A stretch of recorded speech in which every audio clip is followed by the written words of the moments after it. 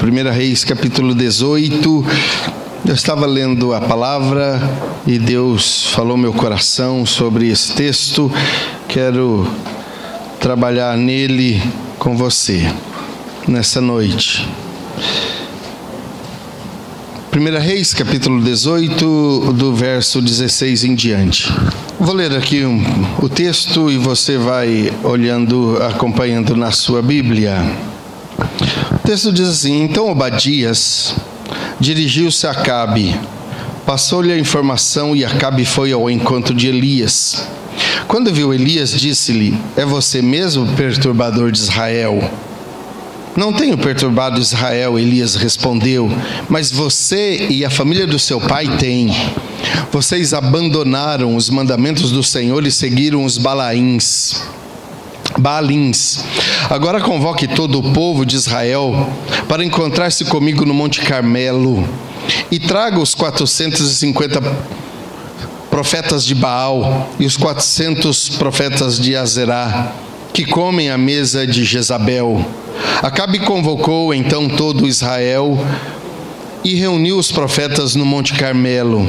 Elias dirigiu-se ao povo e disse: Até quando vocês vão oscilar para um lado e para o outro? Se o Senhor é Deus, sigam-no, mas se Baal é Deus, sigam-no. O povo, porém, nada respondeu. Disse Elias: Eu sou o único que restou dos profetas do Senhor, mas Baal tem 450 profetas. Tragam 2 novilhos, escolham um deles, cortem-no em pedaços e o ponham sobre a lenha, mas não acenda o fogo. Eu prepararei o outro novilho e o colocarei sobre a lenha, e também não acenderei o fogo nela. Então vocês invocarão o nome do seu Deus, e eu invocarei o nome do Senhor. O Deus que responder por meio do fogo, esse é Deus. Então todo o povo disse: O que você disse é bom.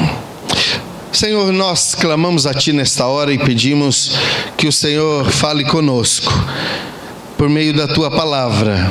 É uma palavra profunda, de um desafio extraordinário, que o Senhor mais uma vez mostrou o Teu poder, a Tua eficiência e a Tua capacidade. Hoje nós não estamos aqui num desafio, mas nós precisamos da manifestação do Senhor. Nós não estamos aqui lutando diretamente contra inimigos que adoram outros deuses. Nós estamos aqui buscando aquele que é Deus verdadeiro. E nós então pedimos que o Senhor fale conosco, que o Senhor nos edifique e que o Teu Espírito possa trazer luz ao nosso coração, de forma a entendermos a Tua palavra. Em nome de Jesus, oramos agradecidos. Amém. O tema dessa noite é E ninguém respondeu. E ninguém respondeu. É uma menção ao Baal, porque em Deus sempre há respostas. Eu quero mostrar isso para você nesta noite. Nós estamos vivendo uma época de muita confusão de teologia, de ideologias, confusão de ideias. As pessoas não sabem que caminho tomar. Dúvida paira em tudo que vamos fazer.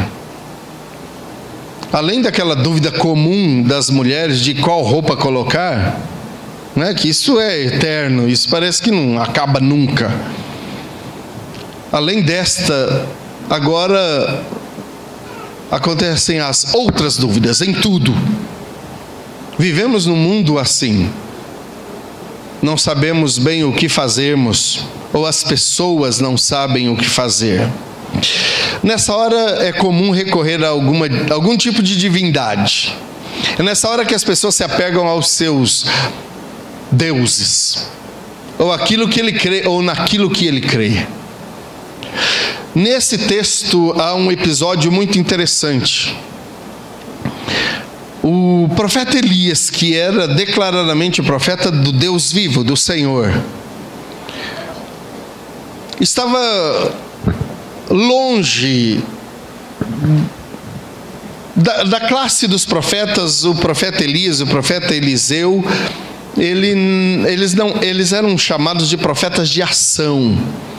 Eles não eram profetas que viviam nas cortes reais, e também não eram profetas que escreviam. Eles eram profetas de ação. Eles faziam e aconteciam. Eles davam ordens em nome do Senhor e as coisas aconteciam. Eram profetas que não estavam fixos em uma determinada região. Eles se locomoviam. E aqui o rei Acabe estava procurando o Elias para matá-lo. O rei Acabe fazia um monte de coisa que não agrada a Deus ou não agradava a Deus. E o rei Acabe queria matar o Elias.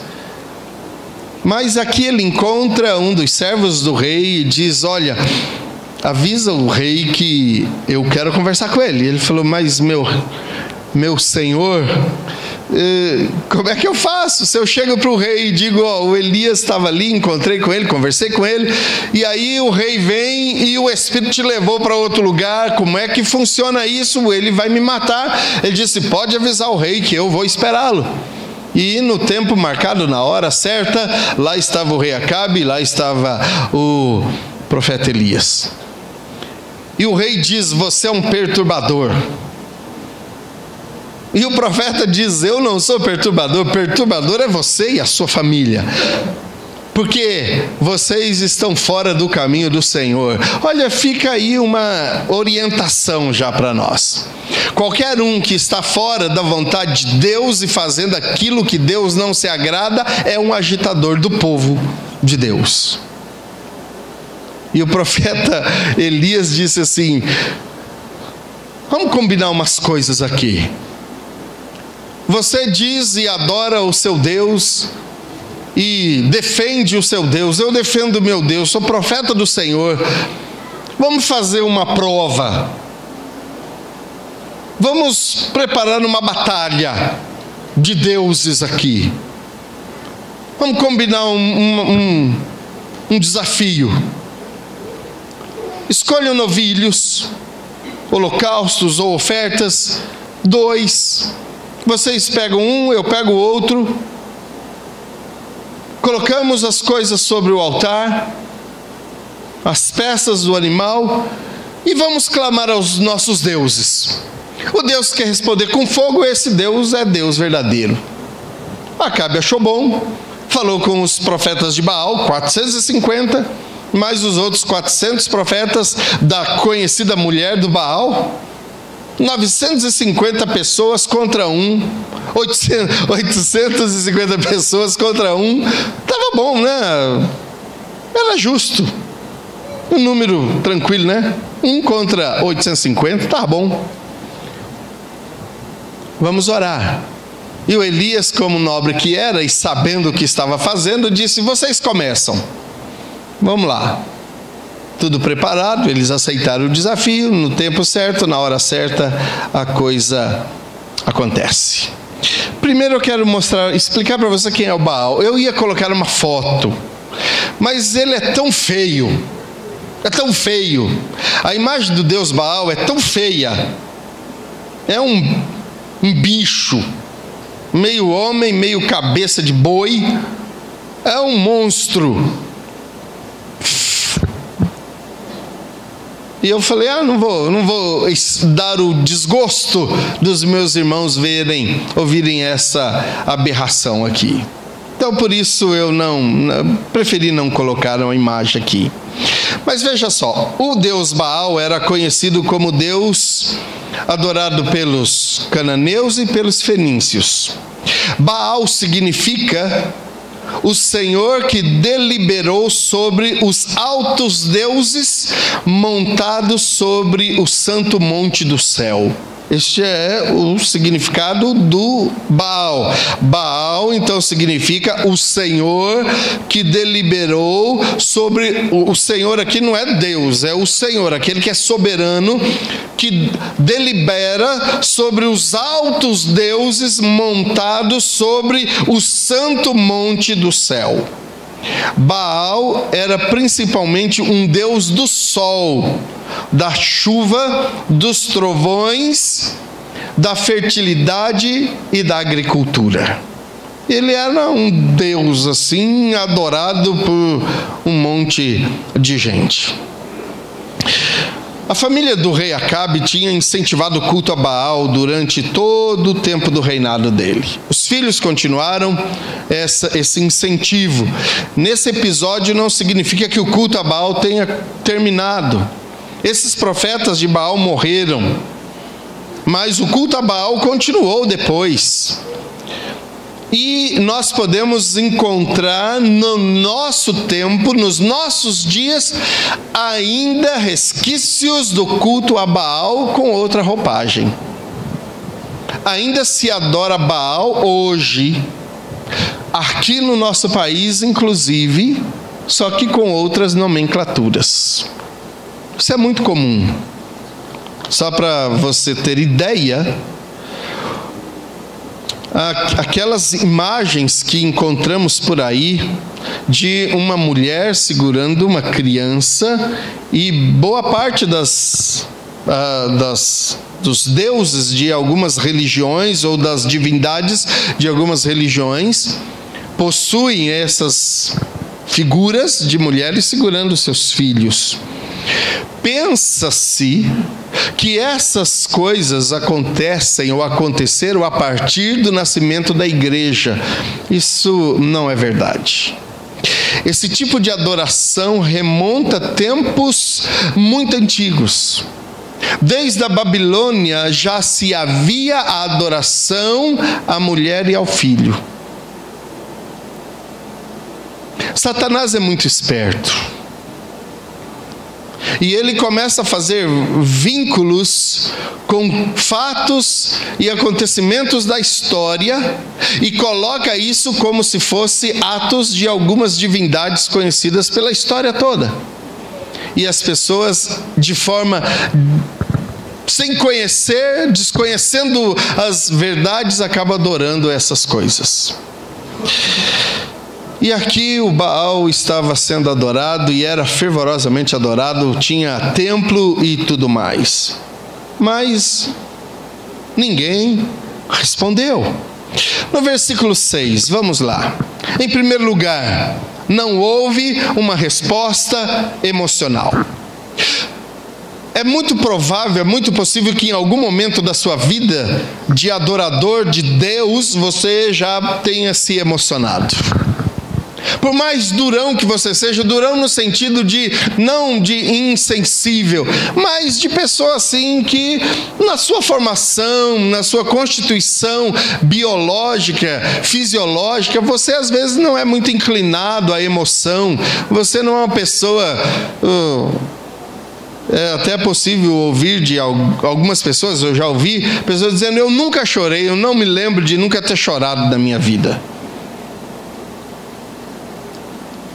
Mas é comum para a maioria das pessoas chorarem diante dos seus deuses. É o toque emocional. Nós somos humanos. Ora, quando acontece uma coisa boa, que percebemos que é uma ação de Deus, choramos. Muitas vezes eu já chorei diante de Deus. Já chorei de tristeza, mas já chorei de alegria, mas já chorei. Aqui nós percebemos que não era diferente, havia um apelo emocional também. Não estou dizendo que emoção é algo ruim, emoção é necessária, faz parte da adoração a Deus. Verso 26 diz assim: e clamaram pelo nome de Baal desde a manhã, desde a parte da manhã até o meio-dia. E eles diziam assim: ó Baal, responde-nos.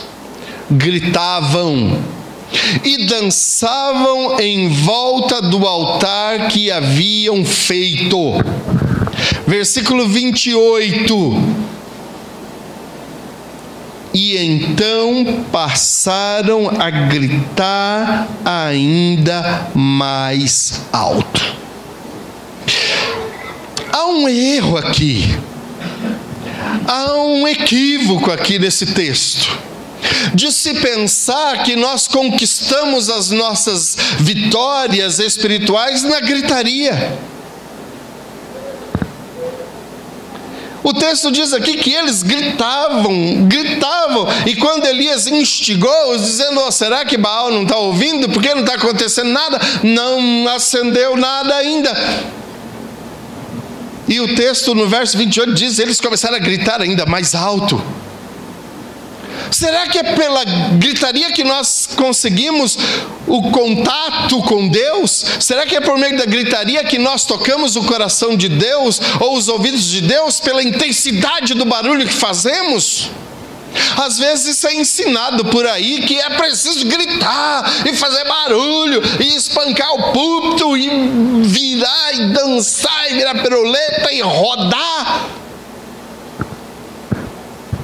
Aqui eu não estou dizendo que a gente não pode e não deva também se alegrar com altos brados de júbilo. Não estou dizendo isso. Eu já pulei, fiz festa diante de Deus com muita alegria, mas não significa que esse é o princípio. Todas as vezes que eu queira ter um contato com Deus, uma ação de Deus na minha vida, eu preciso fazer um estardalhaço.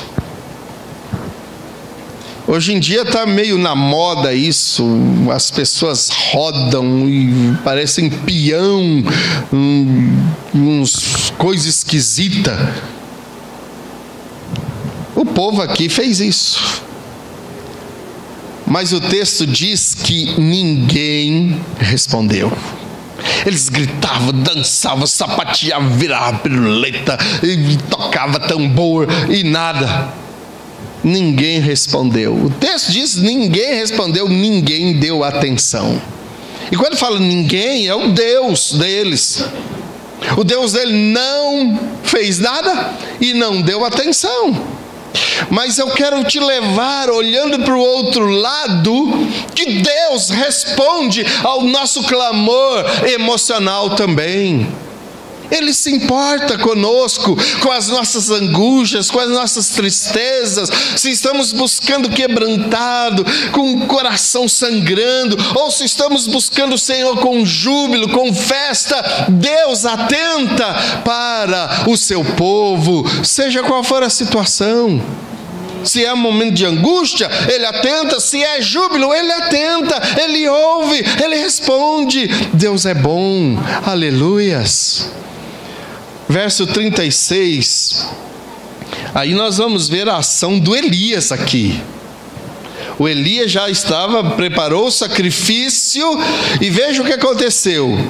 A hora do sacrifício, verso 36, o profeta Elias colocou-se à frente do altar e orou.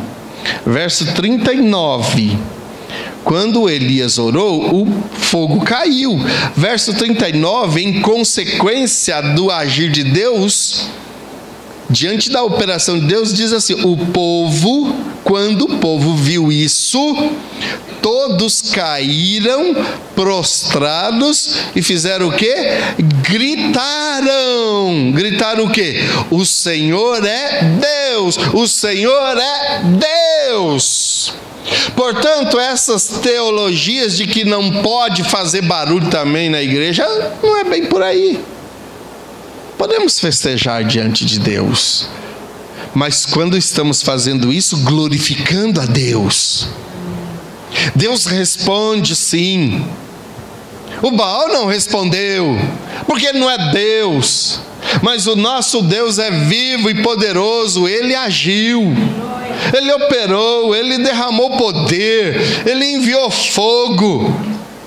O fogo desceu, a glória se manifestou, e o povo reconheceu que Deus estava agindo naquele lugar. Deus não se limita a um barulhão. O ponto de partida para Deus responder às nossas orações está num coração quebrantado e cheio de fé. O que o Elias fez? Ele se posicionou de forma correta. Ele foi à frente do altar e orou. Orou, clamou, buscou a presença do Senhor. E Deus responde. Ele atende, porque Ele é fiel. Segundo lugar, quando o povo do Baal clamou, não houve resposta física nenhuma. Quando eu falo de físico, é se materializar, nada aconteceu. Versículo 28, veja o que eles fizeram, os adoradores de Baal. Então passaram a ferir-se com espadas e lanças, de acordo com o costume deles, até sangrarem. Era no culto a Baal que essas coisas aconteciam. Eles começavam a clamar e a gritar e a fazer barulho e um estardalhaço. E quando Deus não respondia, eles começavam a se cortar com lanças e facas e a sangrar, derramar sangue para todo lado. Para todo lado que se olhava. Lembre-se bem, nós tínhamos aqui 450 profetas.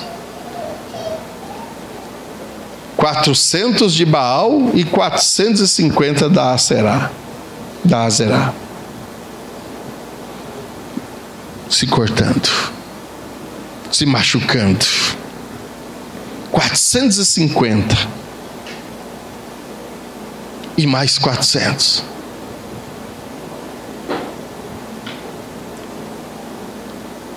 Imagina a cena. Gritando, se batendo, se espancando, dançando no alvoroço. Era perto do meio-dia. Sabe o que aconteceu? Nada. Só passaram dor, só passaram sofrimento. Queridos, Deus, o nosso Deus não é desse tipo de Deus que responde com os nossos sacrifícios. Deus não está atrás de sacrifício humano. Então não adianta você ficar fazendo sacrifícios humanos aí, fazendo coisas acima do limite humano e se arriscando e judiando do seu corpo. Não é disso que Deus está buscando. Não é esse tipo de adorador que Deus está buscando. Ele não quer que você se machuque na adoração. Adoração a Deus é um lugar de paz, é um lugar de tranquilidade. Adorar a Deus traz calmaria para o coração da gente, não agitação. Adorar a Deus traz contemplação, traz equilíbrio. As coisas de Deus não são assim bagunçadas. As coisas de Deus não são desorientadas. As coisas de Deus são ordenadas, porque Deus é ordenado. Nada aconteceu. Eles se cortaram e gritavam, mas nada aconteceu. Mas quando Deus age, fisicamente acontece alguma coisa na nossa vida, além de cura, além de transformação. Tem um irmão aqui dessa cidade, ele me parece, pelo que eu me lembro, ele é da Igreja Evangélica das Nações. Ele pôs um testemunho essa semana numa rede social. São já 25 anos, ele pôs: hoje eu estou comemorando 25 anos que eu parei de beber, que eu não preciso mais de bebida para viver. Quando Deus age fisicamente, a cura na nossa vida, cura no nosso ser, cura na nossa mente, trazendo equilíbrio nos nossos relacionamentos. O nosso ser se aquieta, se organiza. Quando Deus age, há uma alteração física na nossa vida. Quando Deus age, nós nos tornamos mais belos, mais agradáveis, mais bonitos. Quer ter uma prova disso? Pega a sua foto antiga antes de Jesus para você ver. Rapaz, era esquisito demais da conta. Tem umas fotos da gente que só pela misericórdia. E alguns casaram antes de conhecer Jesus, aí é um milagre maior ainda. Como é que alguém pôde gostar de você naquele tempo? Olho fundo, magro, de beber, de fumar, aquele mau cheiro do cigarro, o mau cheiro da bebida, aquilo saindo pelos poros. E eu sei porque eu bebi, eu sei porque eu me embriagava, eu sei dessas coisas. Eu sei o que é passar noite em claro, na bagunça, na farra. Eu sei o que é isso. O corpo... Você acredita? Eu tinha 66 quilos, rapaz. Minha saboneteira aqui, cabia uns 2, 3 sabonetes aqui. Hoje não cabe nada, nem líquido mais. Nem sabonete líquido está acabando aqui, está cabendo aqui. Queridos, eu era feio demais. Você não sabe que a palavra diz que a alegria, a presença do Senhor na nossa vida formoseia o nosso rosto? Deixa a gente bonito, deixa a gente formoso. Olha só, olha no que eu me transformei. Que beleza. Olha que exemplar é esse. Mas pega a sua foto do tempo da pauleira. Cabelo Black Power, lembra? Aquelas coisas, aquelas roupas, negócio sem noção, rapaz, sem noção de tudo. Jesus transforma a nossa vida. Quando Deus age, as coisas acontecem. Vamos ver a resposta física aqui, verso 39. Quando o povo viu isso, todos caíram prostrados. Queridos, quando Deus opera na nossa vida, só o que nos resta é nos dobrarmos diante dele e admitir: Tu és Deus, só Tu és Deus. Nosso físico, além de transformado para melhor, também se dobra diante do Senhor. Terceiro lugar, não houve uma resposta social. O Baal não responde emocionalmente, não responde fisicamente e não responde socialmente. Olha só, Elias, no versículo 25, Elias disse aos profetas de Baal: escolham um dos novilhos e preparem no primeiro, visto que vocês são tantos. Clamem pelo nome do seu Deus, mas não acendam o fogo. Imagina a cena. O povo todo reunido no Monte Carmelo, que era um lugar de adoração. 450 adoradores do Deus Baal e da sua esposa. E mais o povo todo, o rei, a rainha, todo mundo que adorava. A rainha não estava lá nesse episódio, mas todos adoravam a Deus. Todo mundo com seu celular, né, tirando para colocar no Facebook. Só Elias. Aqueles profetas está no papo. Vai ser fácil. Queridos, não significa que a maioria tem razão, viu? Não vá na onda da maioria. Nem sempre a maioria tem razão. E aí eu volto àquela máxima antiga, que a voz do povo é a voz de Deus. Não é. A voz de Deus é a voz de Deus. Ele não precisa de ninguém falar por ele. Ele fala porque ele tem boca. Deus tem boca e ele fala. Não precisa de ninguém ficar falando por ele. Se ele quiser falar com uma nação, ele fala do jeito que ele quer falar. Ele pode, Ele é Deus. E aqui, a sociedade estava toda armada. As autoridades, o povo de um modo geral, as autoridades eclesiásticas estavam todas ali, esperando a derrota. E eles iriam se alegrar e se fortalecer diante da vitória do Deus Baal contra o Deus de Elias. Mas não houve resposta social aqui. Aquela sociedade medíocre, michoruca, que ficava adorando esse Deus, passou o maior vexame da sua história. Agora vamos ver como Deus responde às questões sociais. Verso 30. Então Elias disse a todo o povo: aproximem-se de mim. Elias disse o quê? Aproximem-se de mim. Venham aqui, fica perto de mim. Venham ficar olhando. Elias chamou a sociedade para si. Você, como servo de Deus, precisa chamar a sociedade para si. Você, como povo de Deus, servo do Senhor, precisa ter a atenção da sociedade. A igreja, como agência divulgadora do reino de Deus, precisa trazer a sociedade para perto de si e ir à sociedade também. Elias disse assim: aproximem de mim, por favor, mais perto. Que atrevimento, que coragem, que determinação, que disposição. Por favor, vem aqui. Lembre-se que esse povo tinha clamado, tudo ensanguentado já.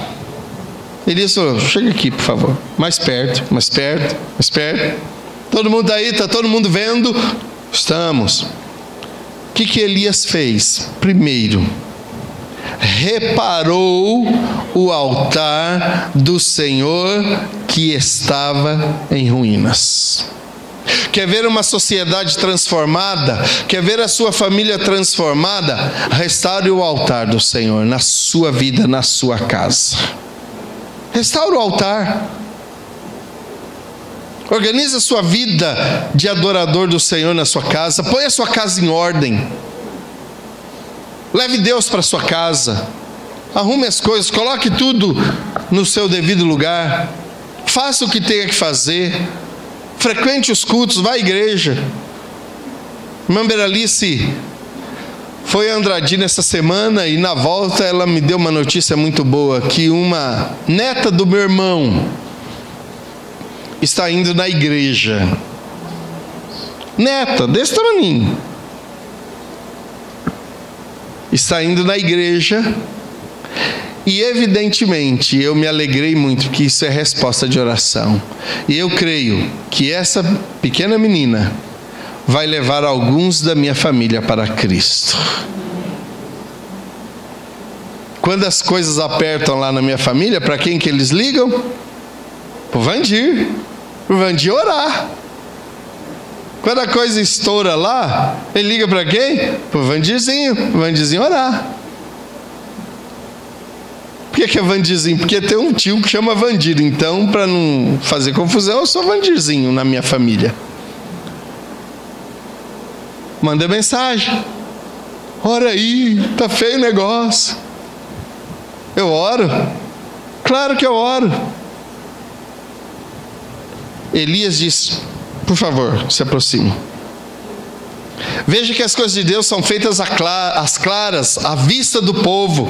Elias arrumou o altar, organizou o culto, preparou as coisas. Aí Deus opera. Quer Deus operando na sua casa? Arrume as coisas lá.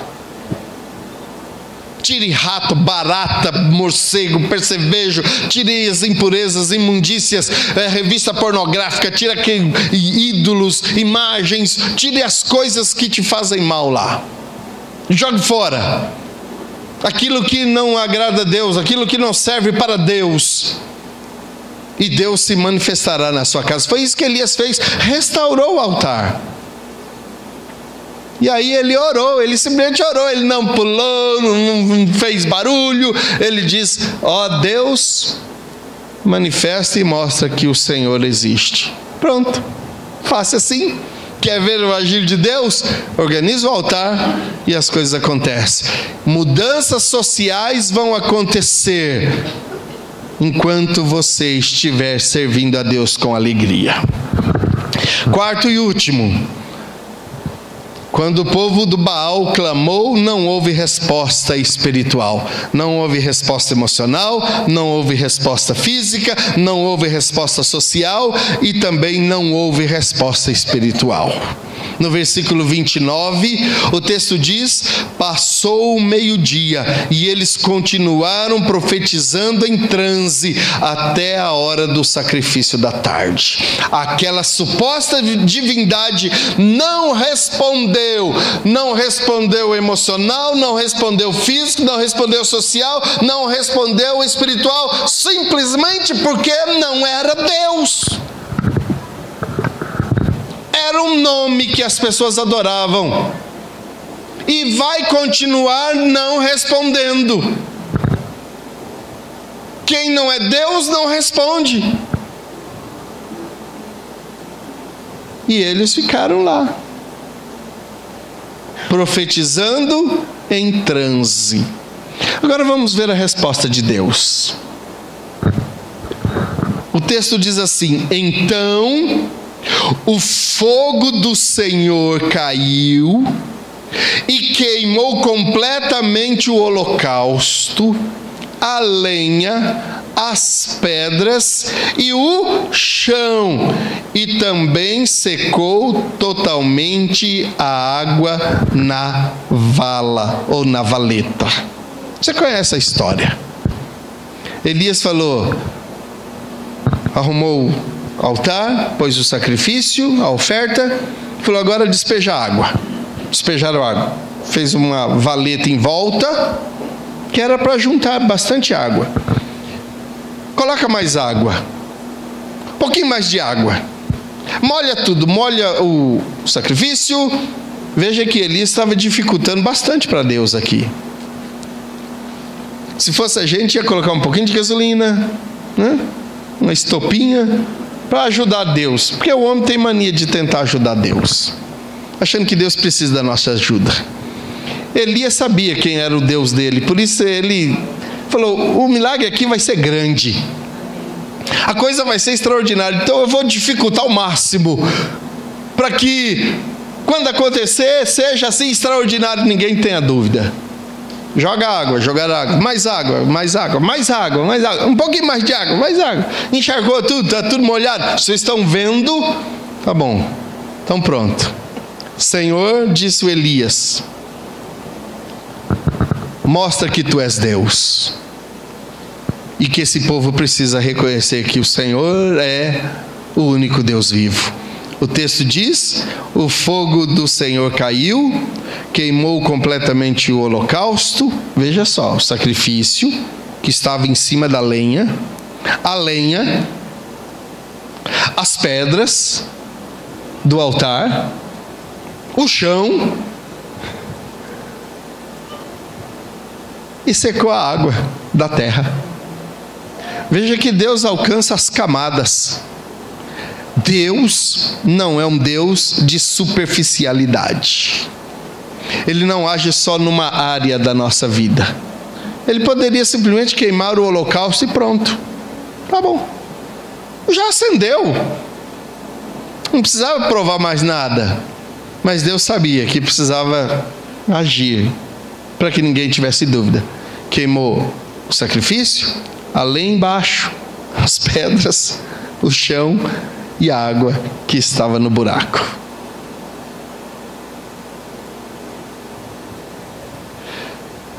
Esse é Deus. Agora, talvez o que não está no texto, e que talvez você não saiba, ou se sabe, você se esquece às vezes. Esse Deus de Elias é o mesmo Deus de Abraão, que é o mesmo Deus de Isaac, que é o mesmo Deus de Jacó, que é o mesmo Deus de Paulo, que é o mesmo Deus de Silas, que é o mesmo Deus de Estevão, que é o mesmo Deus do Pedro, que é o mesmo Deus que você serve. É o mesmo Deus. Ele não mudou em nada. Ele continua sendo o mesmo Deus. Se não estão acontecendo milagres na sua vida, se não está havendo resposta na sua vida, é porque alguma coisa está errada na sua vida, não em Deus. Arrume as coisas e ore, e o fogo vai descer. Você crê nisso? Então, eu quero desafiar você. Estamos num desafio aqui. Elias desafiou e venceu. Eu vou desafiar você. E espero perder. Espero perder. Qual é o meu desafio? Eu duvido que você faça essa semana, seja esta semana melhor do que foi nesta. Eu desafio você a ser melhor essa semana na sua busca a Deus do que foi essa semana. Ou seja, leu a Bíblia? Li, então leia mais essa semana. Orou essa semana? Orei, então ore mais essa semana. Eu desafio você para que quando chegarmos domingo que vem aqui, a gente clamar e o fogo descer no nosso meio. Mas nós precisamos disso? Não sei você, eu preciso. Eu preciso da manifestação de Deus na minha vida e no lugar onde eu estou. Eu preciso que Deus mostre quem Ele é todos os dias. E eu quero ver Deus agir na minha e na sua vida todos os dias dessa semana. E se Jesus não voltar até domingo, estaremos aqui outra vez para servir, para glorificar, para adorar o Senhor com toda a alegria da nossa vida. Está precisando de ânimo? Está precisando de uma resposta de Deus nas suas emoções? Você está precisando de uma resposta de Deus na sua vida física? Você está precisando de uma resposta de Deus na sua vida social? Você está precisando de uma resposta de Deus na sua vida espiritual? Ele responde. Ele ouve, ele responde, ele atende, ele não ignora. Baal não responde, mas Deus responde à oração do seu povo.